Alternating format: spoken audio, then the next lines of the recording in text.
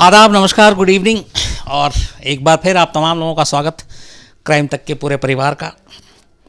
शनिवार को इस बार कहानी नहीं थी क्योंकि कुछ चीज़ें हो गई थी और अचानक रिकॉर्ड करने का भी मौका नहीं मिला और आपको बताने का भी नहीं। लेकिन उससे पहले फ्राइडे कहानी सुनाई थी और कुछ एक दो स्टोरी भी डाली गई थी। कुछ लोगों का आज मेल आया था कि जब आप इस तरह से स्टोरी ना सुनाया करें तो पहले से बता दें तो हम इंतज़ार ना करें। ये मुझे भी लगता है बिल्कुल जायज़ है और सही कहा। कोशिश यही होती है कि किसी माध्यम से, चाहे वो ट्विटर हो या फिर कम्युनिटी के उसमें डाल देते हैं, लेकिन थोड़ा वक्त से पहले डाल देना चाहिए। तो आइंदा इसका ख्याल रखा जाएगा। और आज की अब कहानी की बात करते हैं। ये कहानी पिछले हफ्ते ही सोचा था सुनाने के लिए, लेकिन कुछ चीज़ें हो गई थी ऐसी। डॉन की बहुत सारी कहानियाँ हैं हमारे देश में, दुनिया में भी होंगी, और अलग अलग डॉन के जो है अलग अलग किस्से हैं। उनकी जो पूरी एक जो शख्सियत है सभी की, वो अलग अलग है। और डॉन, खूंखार, ये कातिल, लुटेरा, अंडरवर्ल्ड, सारी चीज़ें हैं। लेकिन ये जिस डॉन की मैं कहानी सुनाने जा रहा हूँ, पहले तो मुझे ये लगता है कि इसके लिए डॉन शब्द फिट बैठता है कि नहीं इस पर, क्योंकि कई लोगों ने ये कहा है कि ये फर्जी डॉन है,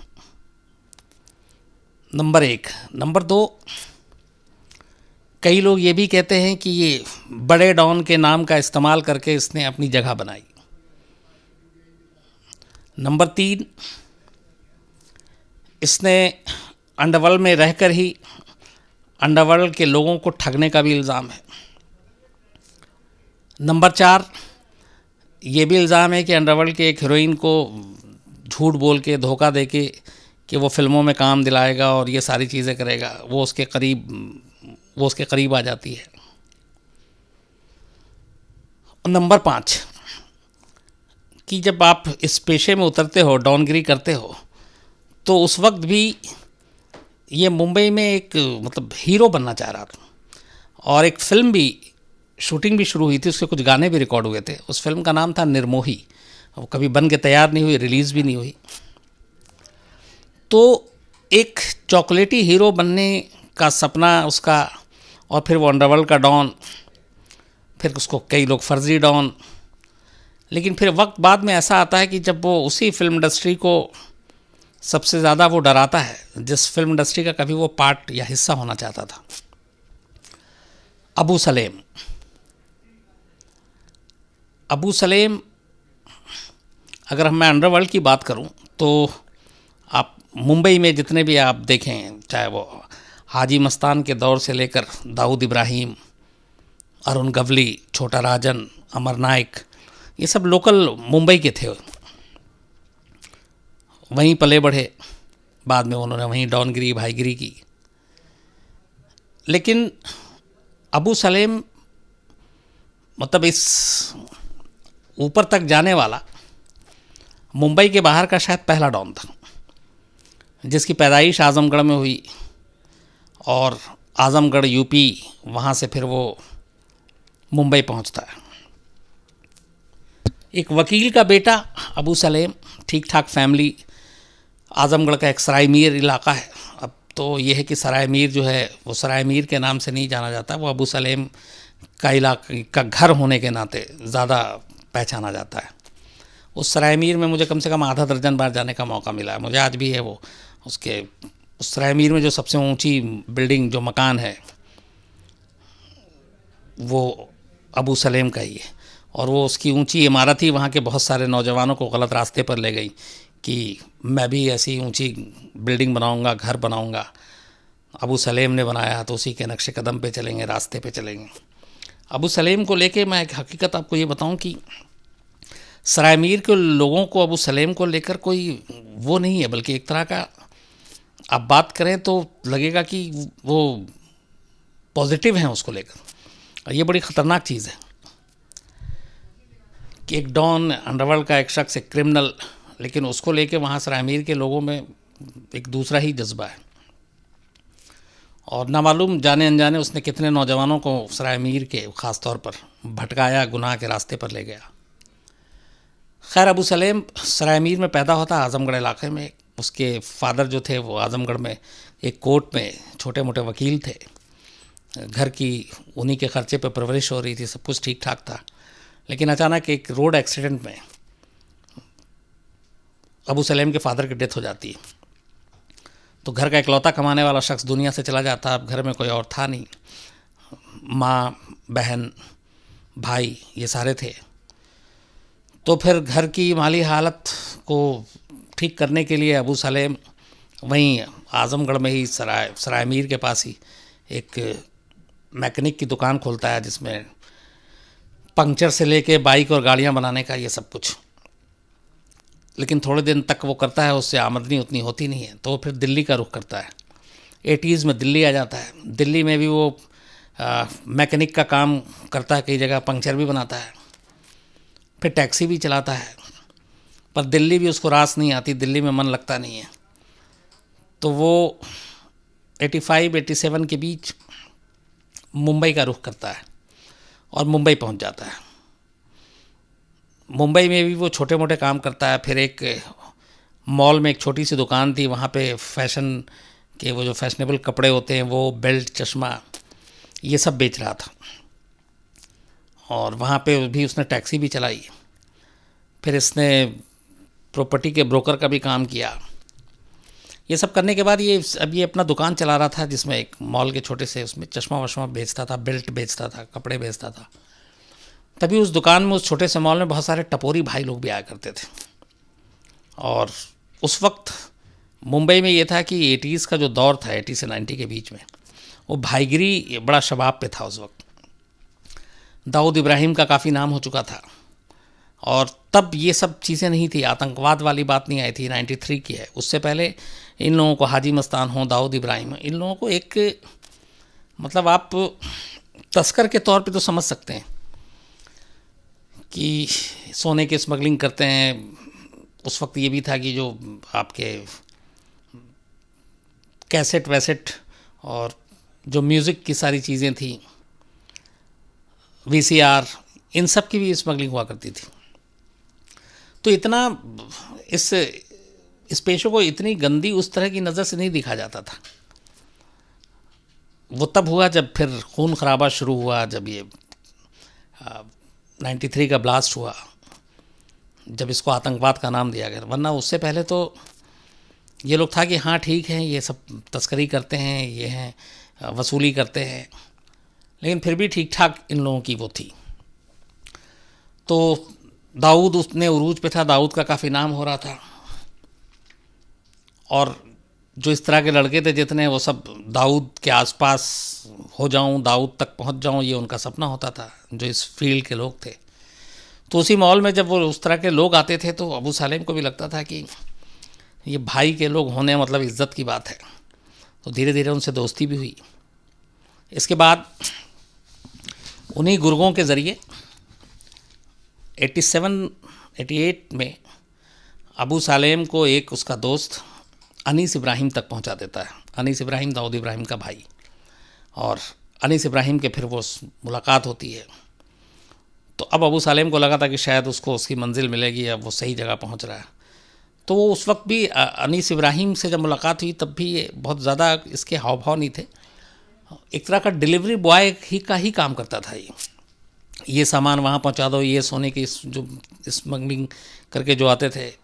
हाँ, वो उस ज़माने में ये था कि स्मगलर शब्द ज़्यादा यूज़ होता था इन लोगों के लिए, कि भाई स्मगलर है ये। तो ये छोटी मोटी चीज़ें 2 नंबर की इधर से उधर पहुँचाना, यही मेन काम था अबू सलेम का, अनीस इब्राहिम का। तब दाऊद इब्राहिम से दूर दूर तक का इसका कोई मुलाकात से लेके कुछ भी नहीं था। लेकिन अनीस इब्राहिम के साथ के रिश्ते को इसने फिर धीरे धीरे बुलाना शुरू किया। फिर धीरे धीरे से अनीस इब्राहिम ने और काम देना शुरू किया। इसके बाद ये था कि वसूली बिल्डर से, फिल्म इंडस्ट्री से, उसमें जैसे 10 अपने लड़कों को भेजा, तो उसमें एक अबू सलेम को भी लगा दिया। तो ये सिलसिला चलता रहा।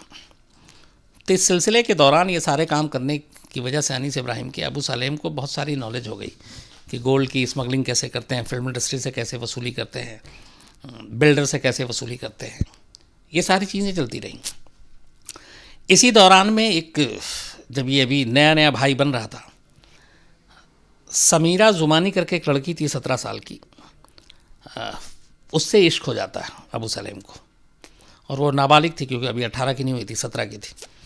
तो उसने उसका पता किया और फिर कॉलेज तक पीछा करता था लंबे टाइम तक। इसके बाद फिर दोनों की मुलाकात होती है, दोनों शादी कर लेते हैं।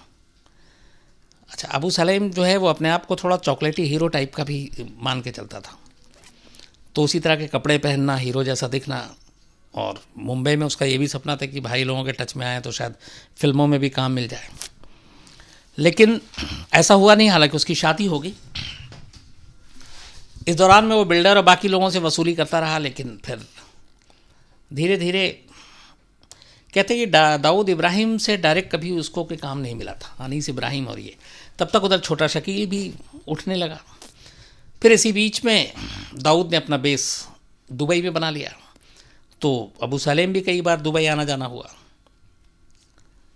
और इस वसूली के चक्कर में कुछ घालमेल भी किया।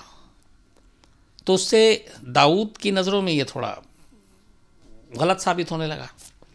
पर इसमें दूसरी कहानी एक ये भी है कि अबू सलेम जिस तेज़ी से ऊपर बढ़ रहा था, तो छोटा शकील को ये बात नागवार गुजरी, और छोटा शकील नहीं चाहता था कि डी कंपनी या दाऊद भाई के आसपास कोई और दूसरा वफादार हो छोटा शकील के अलावा। तो कहते हैं कि अबू सलेम के बारे में कान भरने का काम जो है वो छोटा शकील ने भी किया, दाऊद। ये एक दूसरा पक्ष है, हालांकि छोटा शकील इस बात से हमेशा इनकार करते हैं। तो इस दौरान में अब फिर धीरे धीरे छोटा शकील की वजह से या जो भी वजह हो, डी कंपनी से अबू सलेम की दूरी बनने लगी, कुछ कंप्लेंट आई। इसके बाद अबू सलेम मुंबई छोड़ देता है, पहले दुबई जाता है, फिर दुबई से यूरोप, अमेरिका। अब डी कंपनी की भी इधर नज़र थी। इस बीच में 93 ब्लास्ट भी हो जाता है। 93 ब्लास्ट के दौरान में अभी उम्र कैद की सज़ा भी हुई है, टाटा कोर्ट ने दी। उसमें यह था कि गुजरात से एक हथियारों की खेप और आरडीएक्स की खेप को मुंबई पहुंचाना था। एक खेप कहते हैं कि गुजरात से अबू सलेम लेकर मुंबई पहुंचा था, और वो मुंबई गया और उसने वो खेप जहां कहा गया था पहुंचा दिया। इसी बीच में मुंबई में बाबरी मस्जिद 92 के इंसिडेंट के बाद दंगा हुआ था, और उसको लेके ये कई जगह पे भी है कि संजय दत्त फिल्म स्टार जो है उनको लगा कि ख़तरा है, कुछ हो सकता है, धमकियाँ, फ़ोन पे कुछ लोगों ने धमकी भी दी थी। तो संजय दत्त को जब ये सारी चीज़ें हुई, तो एक दिन अबू सलेम के पास अनीस इब्राहिम का फ़ोन आता है, और अनीस इब्राहिम कहता है कि कुछ हथियार तो शब्द इस्तेमाल नहीं हुआ था, उसका कोड वर्ड था एक, वो लेकर संजू बाबा के घर जाना है। तो इसने पहले पूछा कौन संजू बाबा, फिर बताया संजय दत्त।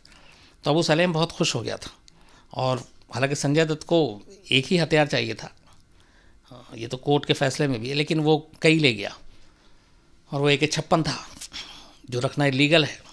वहाँ ले जाने के बाद कहते हैं अबू सलेम ने पहली बार किसी फिल्म स्टार को जो सबसे करीब से देखा वो संजय दत्त था। तो जब संजय दत्त के पास पहुँचे तो संजय दत्त ने गले मिलाया अबू सलेम से। उसका दावी अबू सलेम 3 बार गले मिला, खुशी के मारे, क्योंकि संजय दत्त उसके सामने, और वो अब तक पर्दे पे देखा, फिल्मी कीड़ा, खुद हीरो बनने का शौक़, तो 3 बार गले। उसका संजय दत्त ने खैर एक हथियार रखा, बाकी उसको लौटा दिया। वो एक हिंगोरानी और कौन साथ में थे 2, वो वापस खैर हथियार ले गए, उन्होंने डिस्ट्रॉय किया, और इसी हथियार की वजह से संजय दत्त को बाद में सज़ा भी हुई। तो अनीस इब्राहिम के कहने पर अबू सलेम हथियार का ये AK-56 लेकर संजय दत्त के घर पहुंचा था। फिर 93 ब्लास्ट हो जाता है, उसका दाऊद जाहिर सी बात है मोस्ट वांटेड टेररिस्ट भी हो जाता है, और इस बीच में उसकी कुछ हरकतों से अबू सलेम से दाऊद की दूरी बन जाती है। तो दाऊद अब अबू सलेम को भी लगता है कि डी कंपनी उसका कुछ नुकसान न कर दे, इसलिए वो दुबई छोड़ के फिर पहले यूरोप जाता है, फिर यूरोप के बाद अमेरिका पहुंचता है, और अमेरिका में ही वो अपनी प्रॉपर्टी भी बनाता है। इस दौरान में अब वो डी कंपनी से अलग होकर मुंबई में, चूँकि उसको ऑलरेडी लत लग चुकी थी कि बिल्डर से कैसे वसूली करते हैं और फिल्म इंडस्ट्री से कैसे करते हैं, और सारे हुनर मालूम थे, अब उसने अपना खुद का धंधा करना शुरू किया। और इसके लिए उसने बिल्डर को पहले धमकाना शुरू किया, जो एक सबसे बड़े बिल्डर प्रदीप जैन से पैसे मांगे। प्रदीप जैन ने पैसे नहीं दिए, इसको अपनी धाक जमानी थी। फिर इसने अपने शूटर भेजे, प्रदीप जैन को गोली मारी गई, प्रदीप जैन मारे गए। जब प्रदीप जैन की 13वीं थी तब अबू सलेम ने प्रदीप जैन की बीवी के नंबर पे फ़ोन पे कॉल किया और कहते हैं कि बाकायदा हंसा और हंस के बोला कि तुम 13वीं मना रही हो, अगर वो पैसे दे देता तो आज जिंदा होता। तो अब उसके भाइयों से कहो कि तुम वो पैसे दे दे, वरना अब एक एक करके वो भी मारे जाएंगे। तो एक था कि किस तरीके का, मतलब एक क्रिमिनल है जो एक को मारा, उसका 13वीं के दिन फ़ोन करके और फिर हंस रहा है और फिर धमकी दे रहा है। एक उसका इंसिडेंट ये था। तो इसके बाद क्या हुआ कि बिल्डर लॉबी में थोड़ी इसकी दहशत फैलने लगी। अब वहाँ पे ये भी कन्फ्यूज़न था, डी कंपनी को पैसे दें कि अबू सालेम को पैसे दें, लेकिन अबू सालेम चाहता था कि उसका अपना एक दबदबा रहे। अच्छा, इसकी दो ख़ास चीज़ थी। एक, ये हमेशा जब भी फ़ोन करता था इस प्रदीप जैन के बाद इंसिडेंट के, तो इसने अपना नाम कैप्टन रखा था और ये हमेशा कहता था मैं कैप्टन बोल रहा हूँ। जब ये फिल्म इंडस्ट्री में लोगों से मिलता था, पार्टी में और किसी में, तब भी अपने आप को कैप्टन बोलता था, लेकिन कई जगह पे जब ये फ़ोन पे बात करता था तो ये अरसलान नाम भी रखता था और कहता था कि मैं अरसलान अबू सलेम का सेक्रेटरी है, लेकिन होता ये था। तो अरसलान का भी इसने एक नाम रखा हुआ था। इसके बाद खैर मुंबई में बहुत सारे लोगों को इसने धमकाना शुरू किया। उसी में से एक गुलशन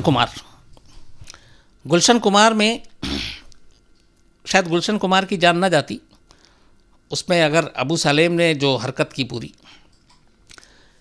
चूँकि टी सीरीज़ रूज पे था, टी सीरीज़ हर लगभग 80% जो फिल्में बनती हैं हिंदी में उसके म्यूज़िक राइट्स जो हैं वो टी सीरीज़ के पास। और टी सीरीज़ के बारे में एक आपको ये भी बताऊं कि वर्ल्ड में शायद यूट्यूब पे ये हाईएस्ट जिसके सब्सक्राइबर हैं वो नंबर 1 चैनल है पूरी दुनिया का। उसकी एक वजह ये है कि जितने गाने, म्यूज़िक, भजन, गज़ल, सूफ़ी सब कुछ है टी सीरीज़ का। तो हिंदी फिल्मों के 80% म्यूज़िक के राइट्स जो हैं फिल्में बनती हैं वो टी सीरीज़ के। तो कई सिंगर को गवाना, ये देना वो देना, वो तक तो चल रहा था। बाद में फिर उसे लगा कि उसने पैसे मांगे, बट गुलशन कुमार के पास इस तरह के पहले भी बहुत सारे धमकी भरे फ़ोन आए थे। गुलशन कुमार ने ये कहा जब अबू सलेम का आया था कि इतने पैसे चाहिए, शायद ये था कि 5 लाख पर डे। उसने कहा कि मैं इतने तो जो वैष्णो देवी का वो जो भंडारा लगता है टी सीरीज़ का, उन्होंने कहा मैं वहाँ देता हूँ, मैं तुम्हें क्यों दूँ, और मेरी रक्षा जो है वो भगवान करेगा, ये भी लाइन थी। और मानी नहीं उन्होंने, कहा ये तो अबू सलेम को मतलब समझा कि कोई होगा, इनकार कर दिया। पैसा देना बुरा नहीं लगा कि पैसा देने से मना किया है गुलशन कुमार ने। अबू सलेम को ये बुरा लगा कि उसने अबू सलेम उस कैप्टन को कैसे इनकार कर सकता है कोई। और कहते हैं कि इसी ज़िद में उसने अपने लोगों को भेजा और जब गुलशन कुमार को गोली मारी गई तो जो शूटर था उसको ये कहा था इसने कि लगातार अपना मोबाइल तुम ऑन रखोगे और मैं उसकी चीख सुनना चाहता हूँ। कहते जब गोली मारी थी तो वो लगातार वो उसने मोबाइल ऑन रखा हुआ था और वो बैठ के वहाँ पे गुलशन कुमार की चीख सुन रहा था। ये बाकायदा मतलब रिकॉर्ड पे है। तो गुलशन कुमार के बाद अब मुंबई में जो है थोड़ा इसकी दहशत फैल गई थी और ज़्यादा, क्योंकि गुलशन कुमार एक जिस तरीके की वो थे और ऐसे शख्स को पहले धमकाना फिर गोली मारना, तो उससे मुंबई में अब अबू सलेम का थोड़ा दबदबा बढ़ने लगा था। इसके बाद इसी बीच में एक राजीव राय बड़े फेमस डायरेक्टर प्रोड्यूसर हुआ करते थे जिन्होंने त्रिदेव और वो फिल्में बनाई हैं, उनको धमकाया, उनसे पैसे मांगे। राजीव राय सिर्फ इस धमकी की वजह से अबू सलेम के फिर उन्होंने बॉलीवुड ही छोड़ दिया और लंदन में सेटल हो गए। कहो ना प्यार है जब फिल्म रिलीज़ हुई और हिट हो गई, तब जो राकेश रोशन, ऋतिक रोशन के जो पिता हैं, उनको धमकाया और मारने के लिए बाकायदा शूटर भी भेजे। आमिर खान तक को धमकाया, आमिर खान से भी कुछ मांगा और उसके बाद आमिर खान के लिए शूटर भेजा। बॉर्डर फिल्म के जो डायरेक्टर जेपी दत्ता प्रोड्यूसर, उनको धमकाया, उनको मारने के लिए शूटर भेजा। मनीषा कोइराला के सेक्रेटरी के ऊपर हमला करने की कोशिश की। तो जब इतने बड़े बड़े सब नाम आने शुरू हुए तो फिर उसके बाद अचानक लोग अबू सलेम से वाकई डरने लगे।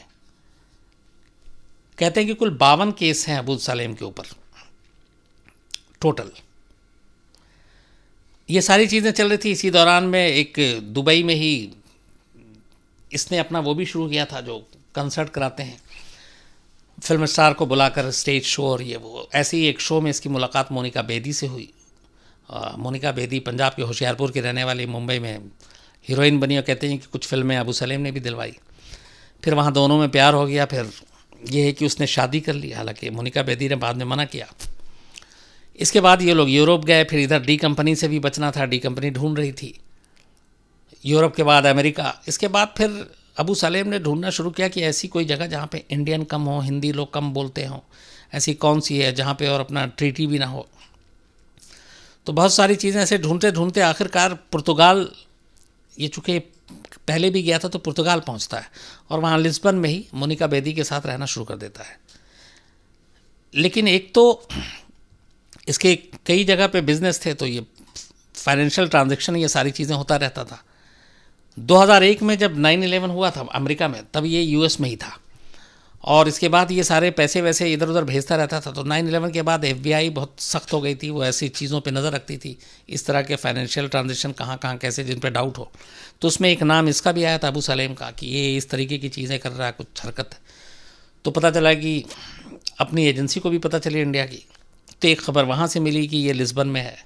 एक कहते हैं कि छोटा शकील और दाऊद ने टिप ऑफ दिया था अपनी एजेंसी को कि ये लिस्बन में है और वहाँ अरसलान नाम से ही रह रहा था।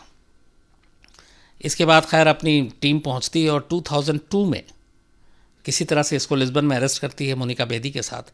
लेकिन 3 साल लग जाते हैं हिंदुस्तान लाने में और आखिर 2005 में हिंदुस्तान लाया जाता है। लेकिन शर्त ये थी, तब जब ये पकड़ा गया था, लाल कृष्ण आडवाणी जी अपने होम मिनिस्टर थे और डिप्टी प्राइम मिनिस्टर भी, तो उन्होंने बाकायदा रिटर्न में पुर्तगाल गवर्नमेंट को ये लिख कर दिया। तो पुर्तगाल गवर्नमेंट की शर्त थी कि इसको किस बेस पे भेजेंगे।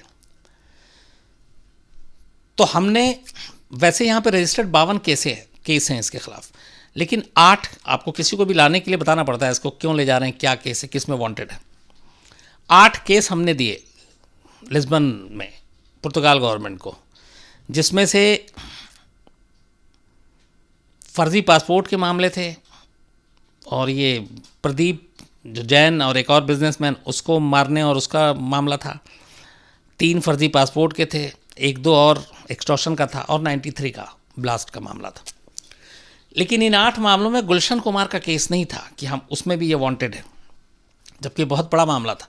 इसकी वजह, इसकी दलील ये दी गई कि उसी वक्त जब गुलशन कुमार मामले में नदीम जो है शरवण वाले ग्रुप में से, जो नदीम लंदन में है, वो भी वांटेड था और इसके लिए हमने बाकायदा लंदन में उसकी ट्रीटी के लिए बातचीत की, मुकदमा लड़े, लेकिन वो हम हार गए।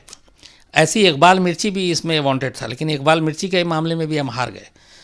तो भारत सरकार का ये कहना था कि अगर गुलशन कुमार मामले में हम करेंगे तो फ़ौरन जो लिस्बन में वकील है वो डिफेंड पे आ जाएगा कि देखिए उन्होंने लंदन में नदीम को भी वहाँ से भेजने के लिए मुकदमा लड़ा और गुलशन कुमार का इल्ज़ाम लगाया था, इकबाल मिर्ची का भी, लेकिन दोनों हार गए। तो इस ग्राउंड पे ये बच जाएगा। इसलिए भारत सरकार ने 8 केस जो दिए पुर्तगाल गवर्नमेंट को, जिसके लिए वो बताया कि हमें ज़रूरत है, हमारे देश के कानून को ज़रूरत है, उसमें गुलशन कुमार मर्डर केस नहीं था।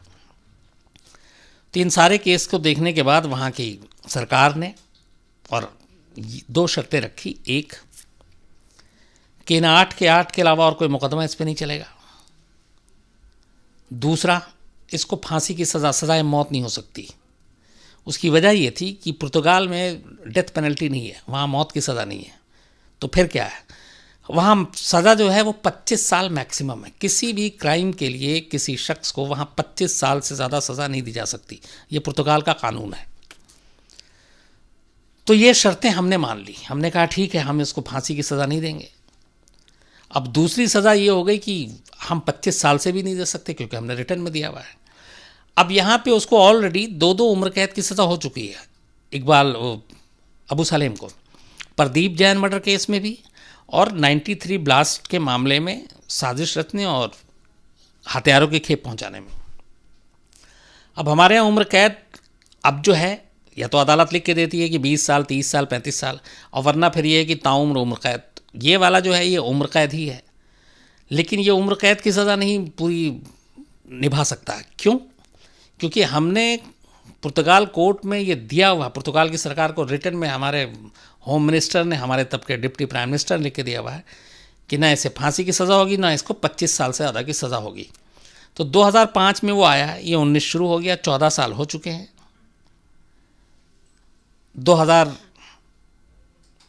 मतलब 14 साल ये हो गए, 11 साल और मान लीजिए, नहीं 14 साल नहीं, ये 19 चल रहा है, 5 साल उधर और हाँ 14 साल हो गए, 11 साल की और बात बचती है। तो जैसे ही 25 साल की वो सज़ा काटेगा, जिसमें से 14 साल ऑलरेडी काट चुका है, 11 साल के बाद वो रिहा हो जाएगा और हम उसको उसके बाद जेल में नहीं रख सकते, ये चूँकि हमने एक समझौता किया है। अब इसमें 2-3 चीज़ें हैं। एक कि अबू सालेम के ऊपर जेल में 2 बार हमला भी हो चुका है।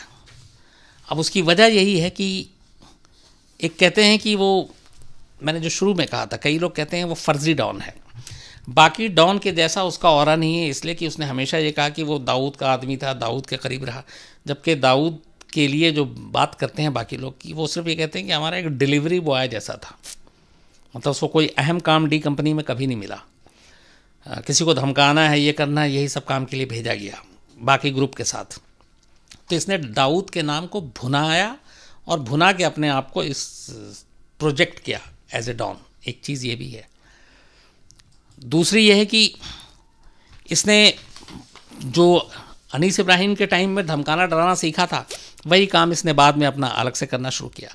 लेकिन एक चीज़ ये है कि इसने इससे पैसे बहुत बनाए और कहते हैं कि इसका यूएस में बाकायदा पेट्रोल पंप है, अपना एक थिएटर है, और जो इसकी पहली बीवी समीरा जुमानी वो वहीं यूएस में रहती है, लेकिन शायद फिर उसका डिवोर्स हो गया। मोनिका बेदी ने आकर कह ही दिया कि हमने शादी नहीं की है। अब बीच में ये केसेस के सिलसिले में दिल्ली भी, बल्कि माँ की डेथ हुई जब, तो ये वहाँ भी पहुँचा सराय मीर। तो कहते हैं कि इसी दौरान एक और लड़की से इसको इश्क हो गया और ट्रेन में इसने उस लड़की से शादी कर ली। ये सिर्फ ना वो कहता, बल्कि वो लड़की भी कह रही है कि हाँ हमारी शादी हो चुकी, और हर पेशी पे ये अबू सलेम से मिलने भी जाती है। अब कहते हैं कि इसके बाकी पैसे वैसे का बहुत सारी चीज़ें की जानकारी उसको है। लेविश स्टाइल आज भी है, शौक आज भी वैसे ही कपड़े पहनना, महंगे गॉगल्स, जूते। फिर 1-2 बार तो कई जो लिस्बन और वहाँ के जो वकील हैं यूरोप से, वो तक हायर किए। तो पैसे आज भी ये है कि इसके पास बहुत सारे हैं और वो इसके ख़ास लोग ही रखे हुए हैं जहाँ जहाँ हो सकता है, लेकिन एक से एक वकील करता है, अच्छे से रहता है और जो मन में आता है करता है। बेशक जेल में है, लेकिन सारी ख्वाहिशें इसकी आज भी पूरी हो रही हैं। शायद उसकी वजह यही पैसे हैं। दूसरा ये कहते हैं कि इसके जाने के बाद इसके सारे शूटर या गैंग का क्या हुआ। तो चाहे मुंबई के जो पुराने जितने भी डॉन, अरुण गवली से लेके छोटा राजन हो, नायक हो, दाऊद इब्राहिम हो, एक मामलों में और अलग था अबू सालेम। इन लोगों के अपने शूटर, अपने लोग, अपने पूरा गैंग होता था। अबू सालेम ने कभी अपना गैंग परमानेंट बेसिस पे बनाया ही नहीं, और इसने बड़ी एक चालाकी की। इसको मुंबई में जब किसी को धमकाना हो या जब किसी को टपकाना हो, तो जो इसका पूरा रिकॉर्ड है वो ये है कि इसने वहाँ के किसी शूटर को अपने आसपास नहीं फटकने दिया। यह आजमगढ़ और सराय मीर के उन भटके हुए लड़कों को मुंबई बुलाता था, जो 5-5 हज़ार रुपये में काम करने के लिए तैयार हो, और उनको क्या आने जाने का टिकट, मुंबई में बस आओ। उनको देसी कट्टा बोलता था अपने पास रखो, उससे वो टारगेट देता था, वो काम करते थे। उसका कहता था फ़ौरन बस नेक्स्ट ट्रेन पकड़ो और वापस जाओ। तो जिनका मुंबई पुलिस में कोई क्रिमिनल रिकॉर्ड नहीं, फर्स्ट टाइमर्स आ रहे हैं, ऐसे लोगों को पकड़ना बड़ा मुश्किल होता है। तो इसका मोडस ऑपरेंडी यही था कि ऐसे अननोन एकदम यंग लड़कों को जो बेरोज़गार घूम रहे हैं, उनको मुंबई भी घूमना है, वो आ गए, ट्रेन से बुलाया, मुंबई में घूमे, दिन भर काम किया और अगले दिन निकल गए, 5,000 रुपये भी आ गए। तो इस तरीके से इसने काम कराया ज़्यादातर, और इसीलिए इसके कभी वो नहीं रहे अपने गैंग के लोग और उस तरीके के लोग। और यही वजह है कि इसके राज भी बहुत सारे लोगों को नहीं मालूम, जिस तरीके से ये काम करता था। फिलहाल ये है कि 2 मामलों में उम्र कैद की इसको सज़ा हो चुकी है। 2017 में 93 ब्लास्ट वाले मामले में हुई, उसमें साजिश रचने का दोषी है, और प्रदीप जैन बिल्डर जो थे उनके मर्डर केस में इसको सज़ा हो चुकी है। कुछ ऐसी चीज़ें हुई थी जिस पर इसने फिर ये कि जो जिस शर्तों पे उसको हिंदुस्तान लाया गया था उन शर्तों को तोड़ा गया, तो इसने बाकायदा पुर्तगाल की अदालत में और सुप्रीम कोर्ट में गुहार लगाई थी और वहाँ से ये कहा कि ये लोग इसको, पुर्तगाल के जो ऑफिशियल थे एम्बेसी के लोग भी, वो तलोजा जेल पहुँचे जहाँ मुंबई में अभी बंद है। तो ये लीगल गेम भी खेलता रहता है। और फिलहाल ये है कि अब मोनिका बेदी भी अब इससे मिलने जुलने आती नहीं है, दूरी है। जो समीरा जुमानी है वो यूएस में है। तीसरी लड़की के साथ इसने शादी की है जो ट्रेन में शादी की है। ये भी है कि पेशी के दौरान आना जाना। 3 ऐसे मौके मिले जब मुझे अबू सलेम से मिलने का मौका मिला। जब इसको हिंदुस्तान लाया गया तो पहली बार तब जब लाया गया उस वक्त, बाकी 2 बार मुंबई की अदालत में। जब ये पेशी पे जाता था तब मैं उस वक्त एक शो बना रहा था अबू सलेम के ऊपर। तो इस सिलसिले में मेरे एक कोलीग मुंबई में आरिस चंद्रा जो कोर्ट रिपोर्टर थे, अब उन्होंने छोड़ दिया है अभी आज तक, बहुत स्मार्ट, बहुत ही काबिल। तब मैं करीब 1-1 घंटा तक मैंने बात की वहीं पे। उस वक्त पेशी में टाइम था या फिर पेशी के बाद जाने में भी टाइम था और चूँकि ख़तरा था, सिक्योरिटी भी रहती थी, तो मैंने देखा वो पुलिस वालों के साथ अबू सलेम का रिश्ता एकदम दोस्ताना। और इसी दौरान में जो जितनी बात हुई तो मुझे उस पूरी बातचीत से ये कहीं भी नहीं लगा एक बार भी कि अबू सलेम मतलब कोई परेशान हो या फिर उसको कोई तकलीफ़ है। ऐसा लग रहा था जैसे पता नहीं वो मतलब कोर्ट परिसर में सारे पुलिस वालों के बीच में है लेकिन अब भी आज़ाद है। और ये बड़ी अजीब सी चीज़ लगी, मतलब वही हंसी मजाक बाकी सारी चीज़ें। जब वो वहाँ जाता है सराय मीर तब भी वो वैसी सारी चीज़ें, ट्रेन में भी वैसी। और फिर ये सोचिए कि आप कस्टडी में रहते हुए आप ट्रेन में ही तीसरी शादी भी कर रहे हो। फिर उसका रहन सहन, तो कहीं ना कहीं ये एक ख्याल आता है हमेशा कि ऐसे लोग, ठीक है हम 25 साल से ज़्यादा सज़ा नहीं दे सकते, लेकिन उन 25 साल के सज़ा का भी कोई मतलब होना चाहिए। वो सज़ा दिखनी चाहिए, लगनी चाहिए। वो सज़ा मज़ा नहीं लगनी चाहिए। 25 साल अपने आप में काफ़ी लंबा वक्त होता है सज़ा के लिए, लेकिन जिस तरीके से जो कुछ देखा और जिस तरीके से बाकी अंदर से भी जेल से कहानी आती है, जो फैसिलिटी उसको मिलती है, जो ये तो हमारे जेल में जहाँ जहाँ जिसके पास पैसे हैं सारी उनकी चांदी होती है। तो ये 25 साल भी फिर बेमानी है, इसका कोई सज़ा का मतलब नहीं है। तो लेकिन मुझे ये 2 मुलाकात जो ख़ासतौर पर मुंबई के कोर्ट में हुई, उसके बाद मेरा नज़रिया बदल गया था। मैंने कहा, मुझे लगा था कि नहीं ये कोई सज़ा वज़ा नहीं है, क्योंकि आप जो चाह रहे हो जैसे चाह रहे हो, बस यही है कि आप एक जगह पे फिक्स हो, आप 4 दीवारी में हो, लेकिन आपकी जितनी ख्वाहिशें हैं वो तो पूरी हो रही हैं क्योंकि आपके पास पैसे हैं। तो ये कहीं ना कहीं कानून का मजाक है, ऐसा होना नहीं चाहिए। लेकिन अभी भी अब वो जेल में है, बट उसे भी पता है कि 25 साल से ज़्यादा उसको सज़ा नहीं होगी, मौत की सज़ा तो हो ही नहीं सकती है। तो वो भी दिन काट रहा है। और अगर उसकी तो कोशिश ये है कि कुछ उसने ऐसे ग्राउंड तैयार किया कि हो सकता है 25 साल से पहले ही, अभी वहाँ मैं पढ़ भी रहा था मैं कि वहाँ की सुप्रीम कोर्ट और फिर यूरोपियन कोर्ट में ये मामला इसी की इसको जा रहा है कि कुछ कानून हमने तोड़े हैं, तो उससे पहले ना ये कहा जाए कि हमें वापस कर दीजिए। अब वो लीगल मैटर है, उसमें क्या होता है ये मैं आगे पता चलेगा। बट फिलहाल वो तलोजा जेल में बंद है और 14 साल काट चुका है। अगर सब कुछ ऐसे ही रहा तो 11 साल उसको जेल में और रहना है। 11 भी क्या, अगर उसकी सारी चीज़ें गिन लें तो 9-10 साल मान लीजिए आप। तो ये थी कहानी पूरी अबू सलेम की। अब मैं सवाल लूँ उससे पहले, हाँ कुछ मैं लेकर आया था लोगों के नोट करके, तो वो आपको मैं बताता हूँ। बहुत सारी लिखी हैं, बहुत सारी फरमाइशें हैं लोगों की। राजेंद्र रावत है, फरजाना हुसैन है, जितेंद्र पटेल, शिवम अग्रवाल, आसिफ नसीम। आसिफ नसीम ने ये लिखा था कि मैंने उस दिन इलाहाबाद को छोटा शहर कह दिया था, शायद गलती से कह दिया। इलाहाबाद बहुत बड़ा शहर है और बहुत अच्छा शहर है। पंकज, पांचेल चिराग, मणि वाधवा, कमलप्रीत सिंह, आशीष श्रीवास्तव, जानम टोपी वाला या जन्म टोपी वाला, दोनों में से एक सही होगा।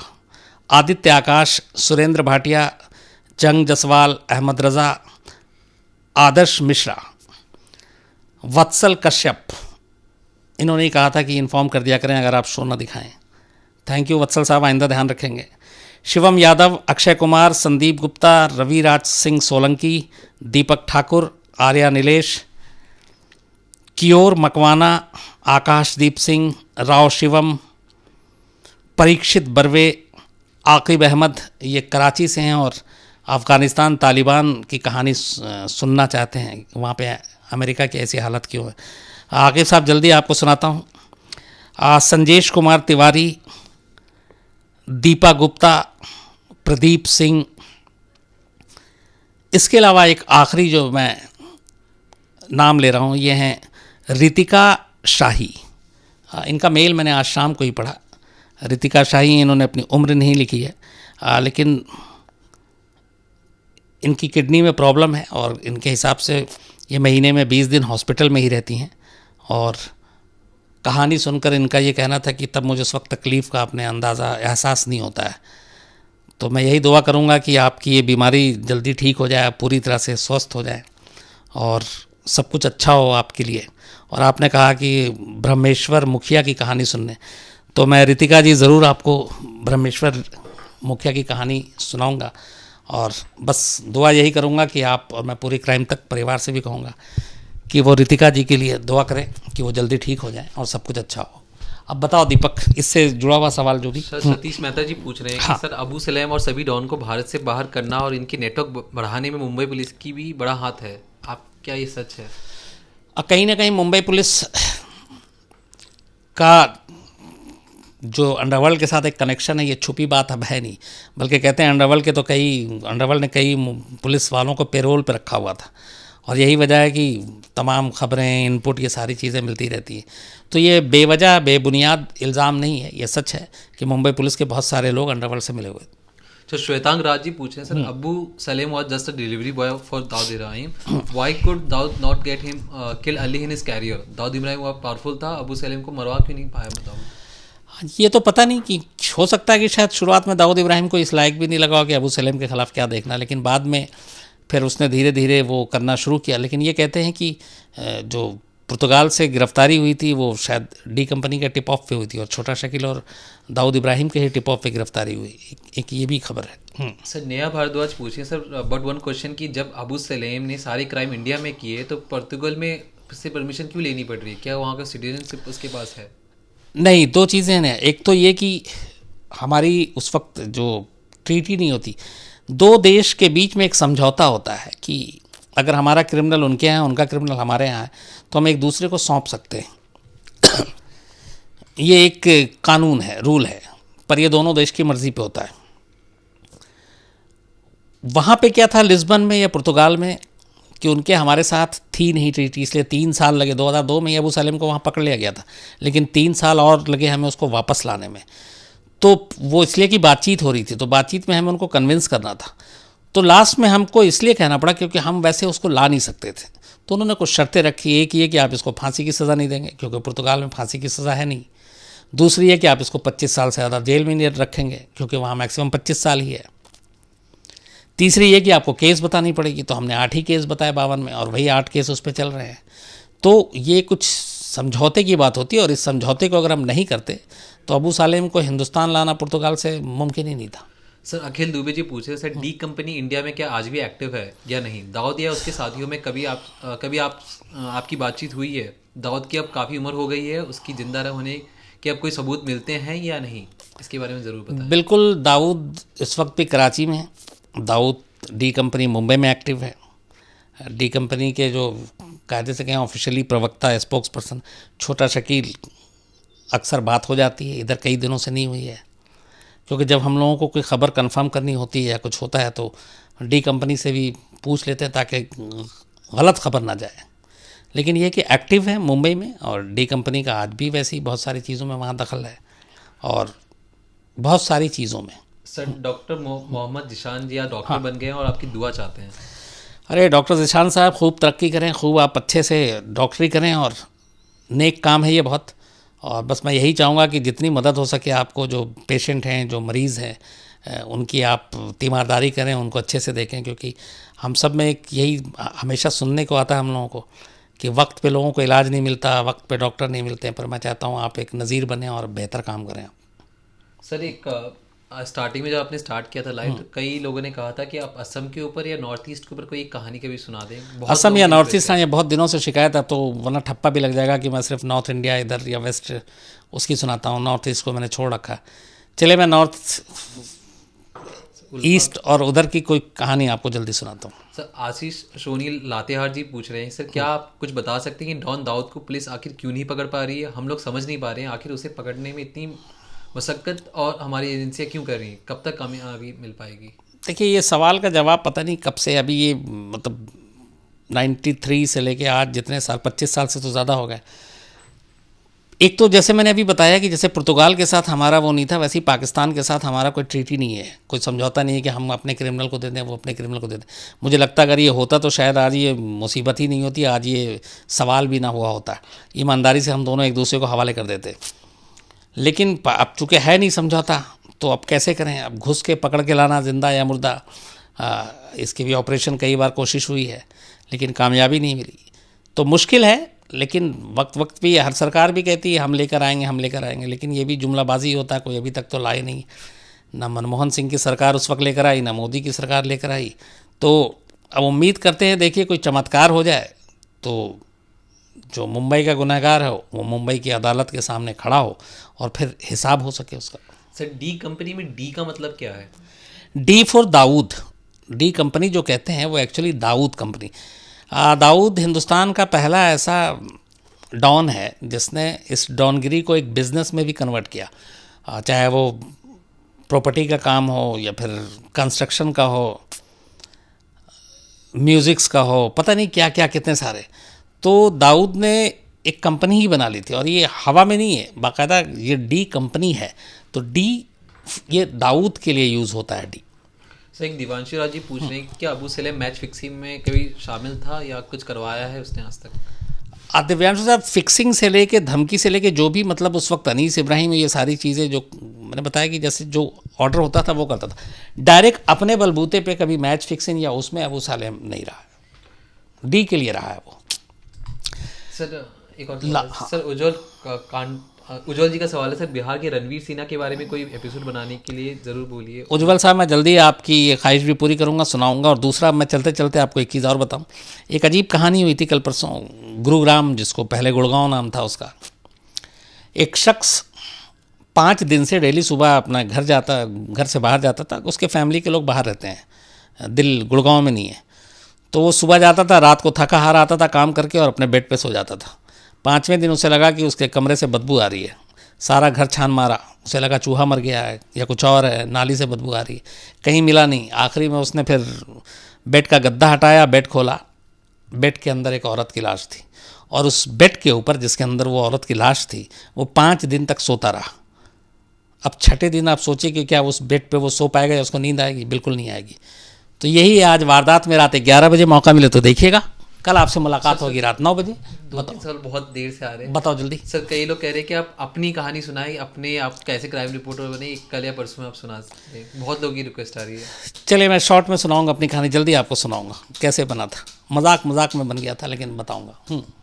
Okay, thank you very much. तो कल मुलाकात होगी रात 9 बजे। अपना ख्याल रखिए, अच्छे रहिए और बस अच्छे रहिए।